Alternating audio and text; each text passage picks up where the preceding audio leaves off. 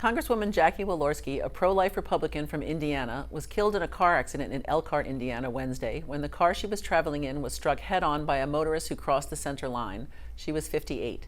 The Congresswoman's two passengers were killed, as was the driver of the second car. Indiana is in the news for the second week in a row as legislators called into a special session continue work to hammer out a bill to protect babies from abortion. The Indiana Senate passed a bill banning abortion except for rape and incest and to protect the life of the mother. The House is poised to vote on a similar measure. Governor Eric Holcomb is expected to sign the bill, but it's unclear if it would be enacted September 1st or November 1st. A bipartisan group of senators this week unveiled legislation that would guarantee access to abortion on the national level. Republican Senators Susan Collins of Maine and Lisa Murkowski of Alaska, the only pro-abortion Republicans in the Senate, joined Democrats Tim Kaine of Virginia and Kyrsten Sinema of Arizona in introducing the Reproductive Freedom for All Act, which would allow abortion until viability and after viability if the mother's life was imperiled. The legislation would nullify laws enacted in the various states since Roe v. Wade was overturned in June. That would include near-total bans in effect in several states, as well as heartbeat laws and 15-week bans. The bill will not pass the Senate, and it's uncertain whether Senate Majority Leader Chuck Schumer will even bring it to the floor for a vote. In a new Gallup poll, 8% of respondents identified abortion as the most important problem facing the nation. It's the highest ranking abortion has received since 1984.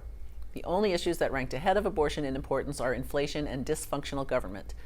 Immigration, gun control, racism, and crime were found to be less important to those responding to the poll.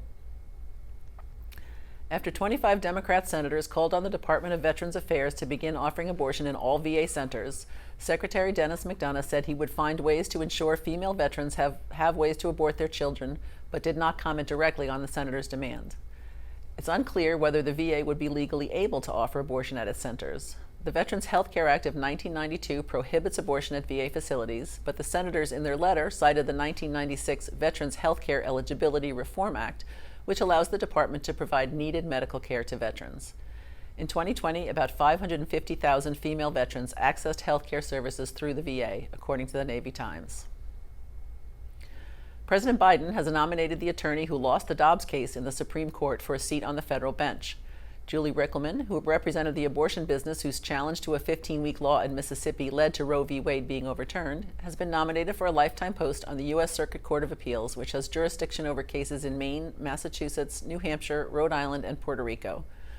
Rickleman is currently the litigation director at the Center for Reproductive Rights, an organization that exists solely to challenge abortion laws that protect the unborn and their mothers. The Georgia Department of Revenue this week confirmed that parents can claim their embryos as tax deductions.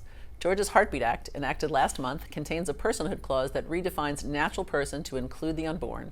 Parents can now claim an exemption in the amount of $3,000 per embryo.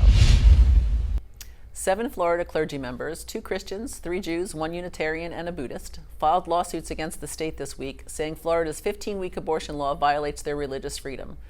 The law was signed by Governor Ron DeSantis in April and went into effect after Roe v. Wade was overturned. The central claim in 5 separate lawsuits is that the law, quote, imposes severe barriers and substantial burdens to their religious belief, speech, and conduct. A Florida rabbi filed a similar lawsuit in June. In the on-again, off-again column this week, Kentucky is once again allowed to enforce both its Heartbeat Act and a trigger ban that eliminates almost all abortion in the state. West Virginia legislators were sent home from their special session when the Senate amended a proposed bill and the House balked. Abortion remains legal in West Virginia until the 2 houses can hammer out a bill and send it to Governor Jim Justice for his signature.